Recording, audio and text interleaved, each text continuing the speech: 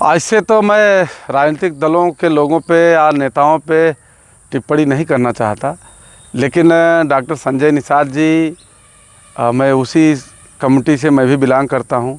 हमारा जो है दादा काका बाप दादा को आप क्यों मूर्ख बना रहे हैं? आप क्यों ये बात जो है करते हैं कि वीरांगना फूलन देवी की हत्या सपा ने किया? आपको इस तरह झूठ बोलने की क्या ज़रूरत है? आप ये बात कह रहे हैं कि भारतीय जनता पार्टी को अगर न फ़ायदा मिले ना हो तो वो हमसे गठबंधन तोड़ सकती है। तो भारतीय जनता पार्टी को तो फ़ायदा है। वो आपके बच्चों को जो है सांसद विधायक बना दिया, आपको मंत्री बना दिया, एमएलसी बना दिया, और उसके बदले में निषाद समुदाय का वोट ले रही है भारतीय जनता पार्टी। और आज से नहीं, 2019 से वोट ले रही है।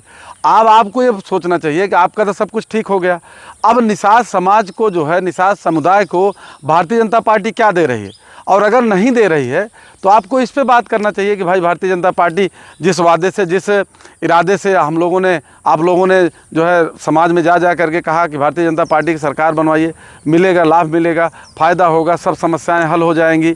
तो समस्याएं कितना हल हुई?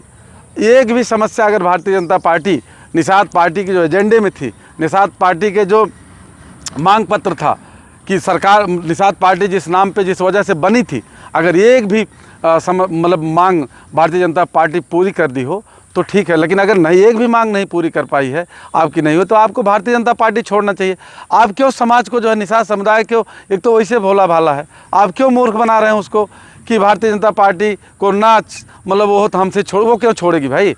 हमने पहले भी कहा था, हम बार बार आगाह करते चले आ रहे हैं कि भारतीय जनता पार्टी मनुवाद को प्रश्रय देने वाली पार्टी है, मनुवादी व्यवस्था को मजबूत करने वाली पार्टी है, ये दक्षिणपंथी पार्टी है।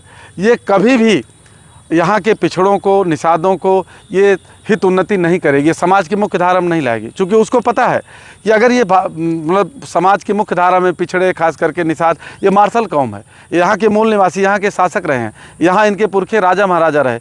अगर ये मुख्य धारा में आ गए तो फिर इनको कोई रोक नहीं पाएगा, देश की प्रधानमंत्री कुर्सी, मुख्यमंत्री कुर्सी ये ले लेंगे। तो इसलिए भारतीय जनता पार्टी इनको दबा के रखना चाहती है। अब पता नहीं किस उस पर जो है, अब किस स्वार्थ में अब भी जो है उस पर पड़े हुए हैं। आपका सब कुछ हो गया है, आप मिनिस्टर बन गए, सब कुछ हो गया है, तो अब तो आपको समाज के लिए काम करना चाहिए।